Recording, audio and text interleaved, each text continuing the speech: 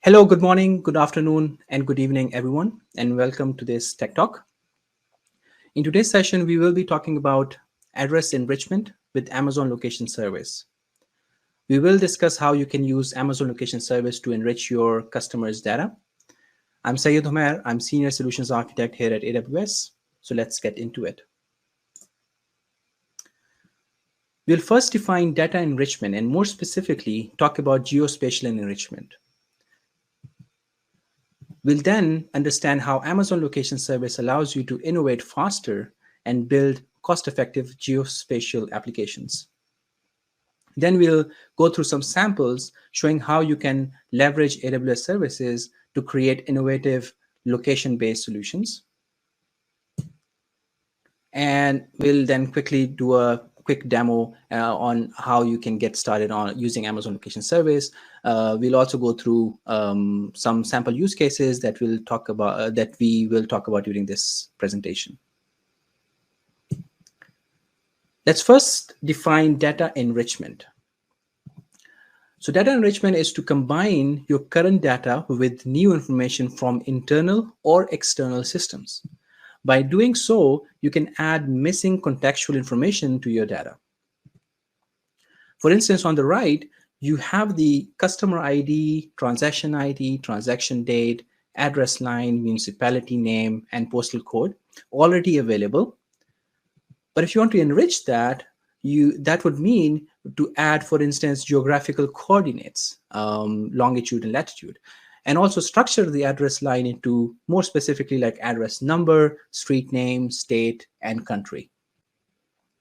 The additional contextual information can then be used by your analytics team to make well-informed decisions. Now that we have talked about the data enrichment concept, now let's talk about geospatial enrichment, which is a subset of the data enrichment concept. Geospatial enrichment is the process of identifying the spatial aspects of non-geographic data. For instance, converting a plain text address into geographical coordinates using geocoding, or getting demographic information for analytics, or even getting driving distance between two places, and many other use cases. So in the diagram below, you have the exact same data, but on the left, it's in tabular format, and on the right, it's plotted on a map. By looking at the map, you can understand the demographics about your customers based on where they live, for example. And you could determine drive times, for example, optimize routes if, for instance, you need to deliver products to your customers, right? So this will give you kind of additional contextual information. So what are some of the advantages of geospatial enrichment? An important aspect is that with geospatial enrichment, you can run advanced queries using an extended attribute set. These attributes that you currently do not have in the database. So it will provide you that additional information, enrich the information in your current database. Secondly, your analytics team can use the additional contextual information to create advanced location-based analytics to make better informed decisions. Finally, you can visualize the data on maps, as we talked about in the previous slide, instead of tabular list, which gives you quick context and demographic distribution on the map itself. So we built Amazon Location Service to bring you all of these benefits. One with Amazon Location, you can get to production faster because it's already integrated with many AWS services out of the box. Amazon Location provides high quality geospatial data from established global providers like Esri and here. As well as with Amazon Location, you retain control of your organization's data. Neither Amazon nor any third party have the right to sell your data. Also, both Esri and here do not know who is using their service and who has access to and who is paying for what. So all the queries are anonymized before sending to Esri or here. We set out to price the service so that you could innovate without being constrained by the prohibitive costs. With a generous free tier to get you started, you only pay for what you use. Depending on your use case, Amazon Location Service can be 2 to 10 times less costly than the leading provider. So, with all these benefits in mind, we offer maps, for example, to create a map and add it to your app to visualize your data. Geofence collections to create visual parameters and trigger entry and exit events. Trackers to track asset location and display location history on a map. Route calculators to calculate driving distance and estimate arrival times. And finally, place indexes to add search, geocode, and reverse geocode functionalities to your application. And this is what we'll be focusing on in today's session.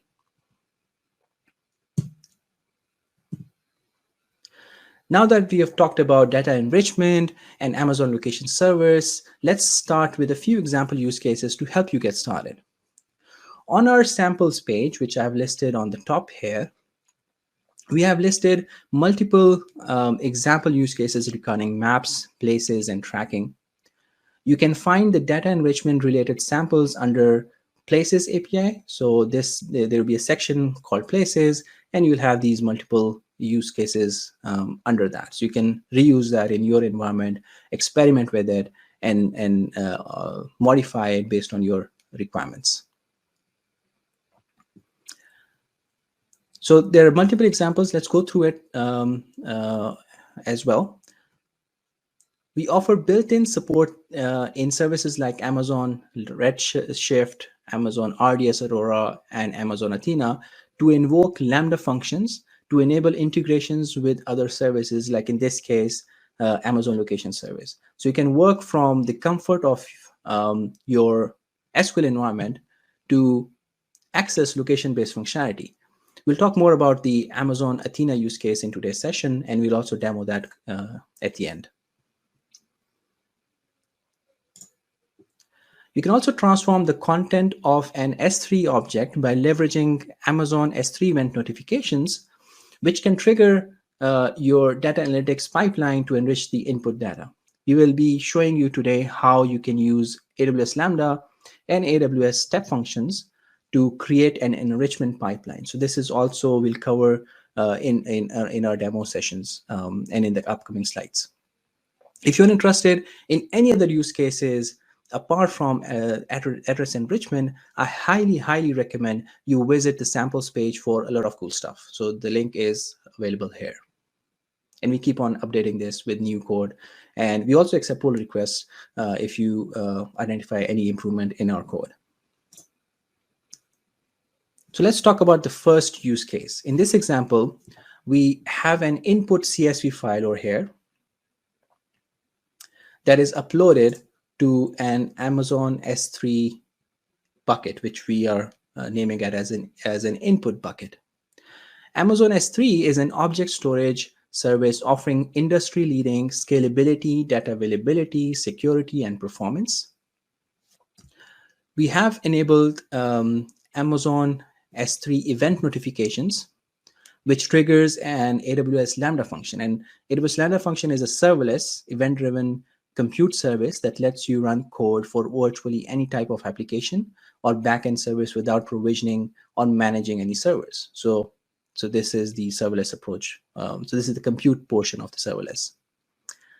Now the scatter Lambda, which we are calling this AWS Lambda, the name of the function is scatter Lambda. As the name suggests, it splits the files, the input file, into multiple shards and drops them into the raw bucket, a secondary bucket apart from the input bucket. What happens is that it takes the single file and splits that into multiple files. Okay. Now the last file is marked with a suffix, which is used at the time of merging the files back together. I'll talk about this in a bit more detail in the end. During the processing step, multiple Lambda functions are triggered for each of those shards. So for example, this shard will be picked up by this lambda, this will be picked up by this lambda. So 4 shards would mean 4 lambdas spinning up. You can increase the number of shards to run multiple tasks in parallel, for example. And then this is the main stage where the data enrichment happens by calling Amazon Location Service. And finally, each lambda, after processing each of those files, will place the process file in the process bucket. Once all the files are processed, including the last file, which was marked by a suffix, another lambda function is triggered to merge these files. The gather function. The gather function is the one which combines all the files into a single destination file with enriched data.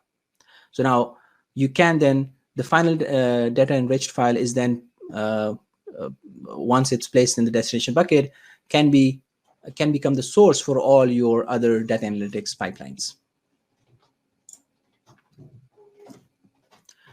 Now let's talk about the second scenario. This scenario is a slight improvement to the previous design, which uses AWS step functions to scatter, process, and gather your files. So the previous example, we were using just the lambda functions. Now we're using step functions to orchestrate the movement between those lambda functions. So you have the same input CSV file, which I'm showing it here. You upload that to the input bucket. There will be an event is sent to the Amazon Event Bridge, which is a serverless event bus, which makes it easier to build event-driven applications. AWS step function is triggered, which is a low-code visual workflow service to build, for instance, data pipelines using AWS services. Workflows manage failures, retries, parallelization, service integrations, and observability, so you can focus on the business logic. The first state is that it invokes the scatter function. Right? It fetches the original file and splits that into multiple shards, as we were doing in the previous case, but now we are orchestrating this whole architecture into using step functions. The next step is the map state, which runs multiple parallel lambda functions to process the individual shards. Let's do a quick look at what this process function is doing. Upon invoke, it first checks if the plaintext address exists in the DynamoDB table. Amazon DynamoDB is a fully managed serverless key value NoSQL database. And in this example, we're using that as a naive cache with only having a key value mapping between the plaintext address and the response received from Amazon Location Service. So it identifies if the plaintext address is found in the table itself. If it's not, it will make a call to Places API, which is used to geocode the address. And the results are then stored in the DynamoDB table, so that the next time the request comes in for the same address, the results are served from the DynamoDB table without making a call to Amazon Location Service. And this flow happens for every item in the CSV file in a specific shard. So for example, this file would contain thousands of lines, and for each of those lines, the lambda function will run through this whole process and return a response, and then write it to an output CSV, a destination CSV file. The next time request comes in, as I already mentioned, for the same address, there'll be a cache hit, and the results are served from the DynamoDB table instead of making a call to Amazon Location Service. So this improves the performance, and it also optimizes the cost. We'll talk about that in the coming slides. Now moving on to the gather function. So now that you have all the 4 shards which we were showing are now processed, now the gather function will receive the enriched shards, but these are the shards for the single file. We need to merge all these files. So the gather functions has the sole responsibility to merge all these files into a single file. And it also places that into the Amazon S3 destination bucket for further data analytics. Now, this is just a comparison of the performance improvement that you will observe. Running the same input file with this design the second time, you can see substantial improvements in performance.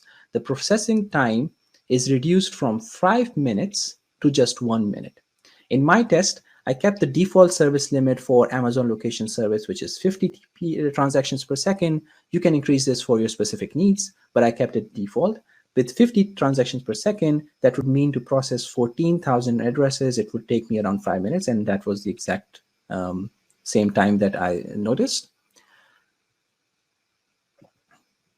Now, the scatter function, which we talked about, creates only 10 shards. Tweaking this number may give you even better performance, so to have that additional parallelization, so you can achieve more. But if you are limited on the service limit, then you will have the same time here. The first time, all requests are made to Amazon location service because nothing was present in the cache itself. So as already mentioned, so 50 TPS, 14,000 addresses takes around 5 minutes. Processing the same input file again results in fetching the results from Amazon DynamoDB table, thus reducing the processing time to just 1 minute. And now at this point, if you split it even further, you'll see even more improvement in the time. Solution will not only help you improve your performance, but also optimize your costs. Right? So in this case, I just reuse the whole data set again, and you see this performance. But in reality, it won't be like 100% the same requests coming in again and again. It would be a subset of that, maybe 30 to 40%, maybe 70% of the requests are reused. So depending on the use case, the more similar addresses being queried again and again, the more improvement in performance you'll see, the more cost optimizations you'll see. Now, finally, let's talk about the third use case, which is using Athena.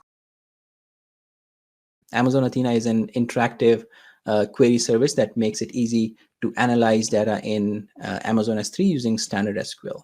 We start with Amazon S3, which I'm showing on the screen, where you have your data files stored. In this sample, we are using AWS Glue Data Catalog to quickly discover and search across multiple AWS datasets without moving the data. So the data remains in Amazon S3, but you can discover the data and then make queries on top of it. So once the data is cataloged, it is immediately available for search and query using Amazon Athena, Amazon EMR, and Amazon Redshift Spectrums. These are multiple services that supports reading the data through Glue Data Catalog. But in this example, we are only talking about Amazon Athena. In AWS Glue, you will see your data set registered as a table. So once the crawling completes, once the data is cataloged, you will see a table created. Now, the same database and table will now be visible in Amazon Athena. And as already mentioned, Amazon Athena is an interactive query service to analyze data in Amazon S3 using standard SQL. We run a query on Amazon Athena using UDF, which is user-defined function, which triggers an AWS Lambda function. Now we will be talking about, we'll focus on that query in the upcoming slide, but whenever we execute the query, it will call the Lambda function. The Lambda function calls Amazon location service to fetch geocoded addresses. We can run a select query, or we can store the query results in another table. For example, in this case, we can store that into customer enriched data, which can then be used for data visualization. For instance, you can use Amazon QuickSight, which is our BI service, to create and visualize interactive dashboards along with many other features. And so this is kind of a high-level overview. And if you want to experiment and spin up the same environment in your AWS account, you can go to this link and you can try it out yourself. Let's look at the query which you can run to enrich your customer data table in Amazon Athena using Lambda UDF, user-defined function. You can run the query without creating a table. So in this case, I'm showing you're creating the table, but if you remove this, you'll just select, right? But try to avoid this approach. Try to create a table, which is a best practice guidance, in order to avoid making unnecessary calls to Amazon location service, right? So we use external function to define the function which we want to call, which is defined in the AWS Lambda function. So search place index for text, this is the method. And we also specify the Lambda name, which has this function. We specify the input and the response. So this is the input, and then we also specify the response. And we mentioned the Lambda function name, as I already mentioned. In our example, it's called Amazon_location, but it depends if you have named it something else, you need to make sure that you specify the name of that Lambda function. Then we call the function with input from our customer database table. So the customer data is the original data database, and we just select, as well as we call the function with it that will make sure that we have the enriched data returned. We're just limiting it to 10 rows, but depending on your use cases, it would maybe you only run it for the last hour, you specify based on the time, put a where clause there, or you can also have daily run, monthly run, depending on your use cases, or maybe the number of requests that you want to process. In my example, I'm just limiting it to 10 rows. And finally, you select. So select, we're just putting asterisk there. So everything in the original database, we keep it, as well as we enrich that with the additional information that we receive from this function, which includes the label, address number, street, municipality, postal code, and all these kind of good information there, as well as the longitude and latitude information. So now let's quickly go to the demo section where we will look at the AWS console first. So this is when you first log into the AWS console, this is what you'll see. Now to access a specific service, there are two options. One is to search it using this search bar, or you can go to the services and select the category that the services is in and specify that, click that.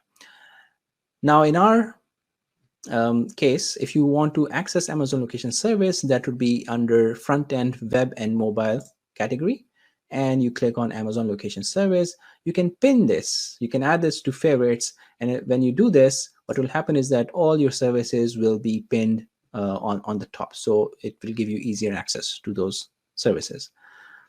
Now let's first look at the Amazon Location Service console. In this console, you can use the interactive tool to try all these different features which we talked about, which includes map, places index, route calculations, geo fence collections, trackers. And you can also manage these resources, create those resources using under the managed resource section. Now, since in today's talk, we only talked about the place index API. So let's look at this. So in place indexes, to get started, you first need to create the place index.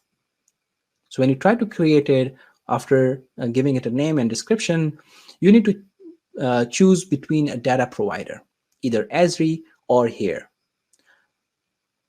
The second thing to note is the storage option. So if you are querying Amazon Location Service and you're not storing it anywhere, you're just discarding the results, then this is the right choice and it's a cheaper option. But if you are storing in your caching or you're storing in a database, which is the use case we talked about, in this case, we need to specify, yes, results will be stored. And you agree to the terms and conditions and create the place index. I won't be creating it because I already have a bunch of those created. Now, the next step is how you can use these place index in place indexes. There are multiple ways. One way is to use the SDK, and the other way is to use the AWS CLI. So let's look at an example of using AWS CLI using Cloud Shell, which you can access from here. And for geocoding a specific example, this is the command for that. AWS location, and you specify the method, the search place index for text. You specify the index name, explorer.place, which we already have it created, and the text, the plain text address that you have. And at the end, you specify the maximum results that you want to be returned. In this case, we're specifying 1. If you enter this, you'll see a result like this where you have the place. It returns a semi-structured information where you have the address number, country, geometry, where longitude and latitude, and if it was interpolated or not, the label, municipality, and all this kind of information will be present in the response. It also shows you the relevance score. The relevance score tells you how relevant is this result based on your input. Okay. So this was the case for geocoding, where you provided the plain text address and you receive the longitude and latitude information. But what happens if you have only longitude and latitude information, you have positional information, and you want to get the address? What is the address on that specific location? So to get those results, it's the method that we use is search place index for position. You can go to our documentation to get more information on these and what are the different parameters that you can include when you are sending this request. Now, in this example, I'm using a position which gives me an address which is 1840 some address in Miami, and it actually converts the geospatial information, the longitude latitude information, to postal code, municipality, region, and subregion. So this is kind of a high-level overview of Amazon Location Service and how you can start using it. Now, for the samples that we talked about in the demo, in the slides, we are using infrastructure as code. To deploy this solution, all these solutions, we're using CloudFormation, SAM templates, and we can share the sample codes with you to spin up in your own environment. You can always go to our samples page, which we showed, and at the end, I'll also refer that. So let's look at the use cases that we talked about. The first use case we talked about was the scatter, process, and gather function. I also have an example for the Lambda, but since this is an improved version with step functions, I'll only talk about this. So this is the step function that I showed in the slide deck. And if we look into it, so you have the scatter function first. The purpose of the scatter function, sorry about that, is to split the file into multiple shards. Right? It calls a Lambda function.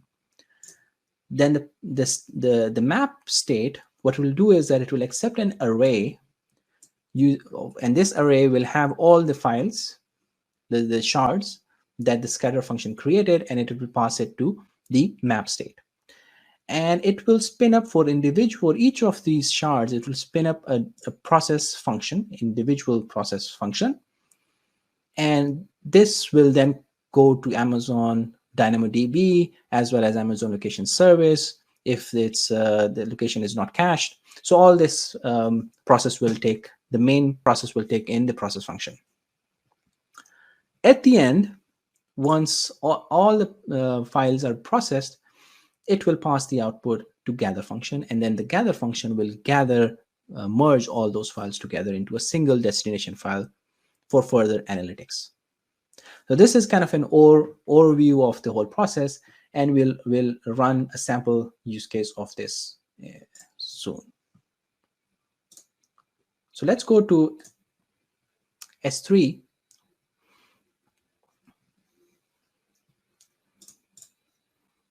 So the one means the input bucket. So this is how I named it. You can change the naming. So I already processed the Miami housing CSV. So this is an data source already available on Kaggle. I reuse that. You can use any kind of CSV file that you have and then process through this step function. So in this case, I can just re-upload this.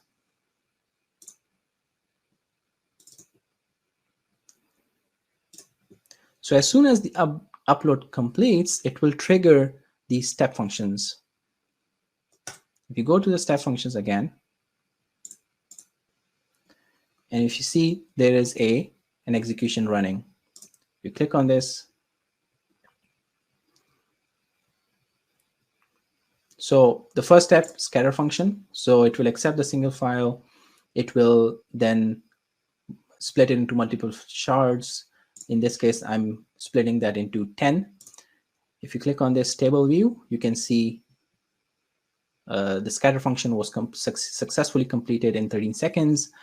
Now the process map has 10 iterations spin up, and each of these iterations are in progress. Now, since I already processed this once, the first time it calls Amazon Location Service, the second time it will use the cache in this architecture. So as I already mentioned, there's a lot of improvements, performance improvements when you use the caching solution on top of your Amazon Location Service. So now it's being processed, and you can see that each of these individual iteration is actually a Lambda function that is running and specifically responsible for a single shard. So now you can see that the whole process has been successful. All the iterations are successful. Now, what happens if a single of the iteration fails? The whole step, the execution will fail. It will not even go to the gather function, because the gather function requires that all the shards are being processed successfully. And the gather function took 11 seconds to merge all these files into a single file. It took 1 minute all in total. Okay, and if you quickly look at the input and the destination file, just kind of for comparison purposes. So S3 also provides quickly querying the file. So in this file, we had latitude, longitude, and we did not have any address related information. Now let's look at the processed, which is the fourth, which is the last destination bucket. And we do the same query with S3 select.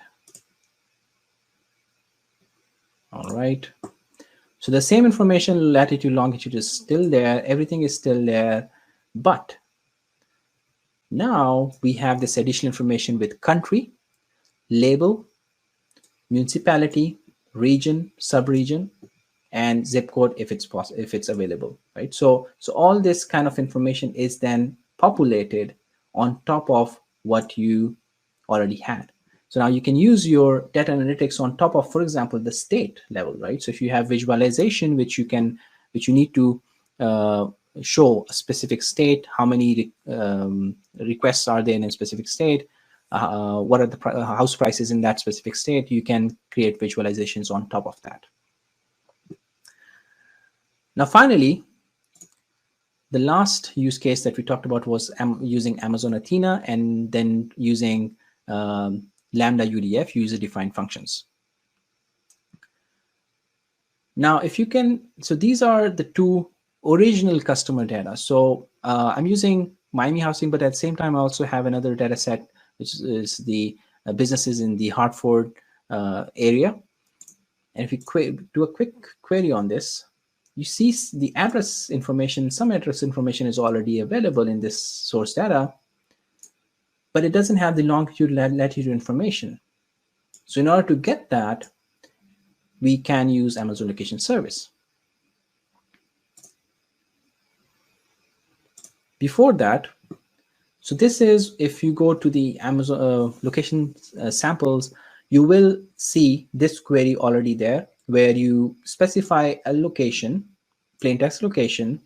If you run this, okay, I think there's a mistake here. Correct this.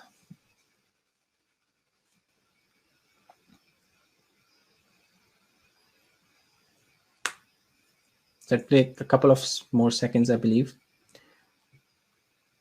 Yeah. So what it happens is that it uses this input address which we specified, and it will convert this and give you this additional information with including longitude and latitude information. So you can use this to enrich your customer data. In this case, for example, we have the Hartford business listings. So we can enrich this even further using a separate query. So there are two options to do that. Without creating a table, you just do a select, and you this we already talked about. We have a method, search place index for text, and we have a Lambda function which has this input, and these are the outputs. And then we select from this table. We select everything. At the same time, you also call this Lambda method, Lambda function, UDF, user-defined function. And we concatenate the address, city, state, zip, so that we have this kind of address, plain text address sent to this method, and it will give us back this list of other information. We're limiting it to 10, as I already mentioned in this presentation, but you can remove this depending on your use case. And at the end, we just query the whole thing, and it will show you the response. Now you can use this, but every time you run this, you are calling Amazon Location Service, right? So to avoid calling Amazon Location Service again and again, the best practice guidance is to create a separate table so that you can requery that every time you need that information. So to do that, you just need to add on top of the query create table, right? So I'm creating a new table with this enriched table. The name of the table would be Hartford enriched table, and everything remains the same. And I'm limiting it to 10 items only for the sake of this demo. And when you run this, you'll see a new table created here. Here it is. And if you preview this table, you have all the information from the previous table, the source table.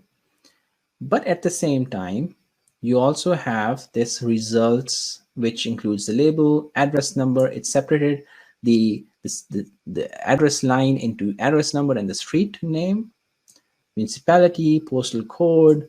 You also have the region, country, as well as the longitude, latitude information. So this is how you can easily convert your customer data, enrich that, and create a new table, a new database where you can point your data analytics pipelines to this new table to gain insights into new areas, new findings. Okay, so we go back to the presentation. These are some of the resources for further reading. And if you're interested, the best place to start is go to this Amazon location service page, as well as all these are referring to the GitHub page, samples page. So you go there and you can experiment and create, spin up the same resources, same solutions in your own architecture, in your own AWS account. So finally, yeah, thank you for joining this webinar. I'll now open the floor to questions now. Thank you.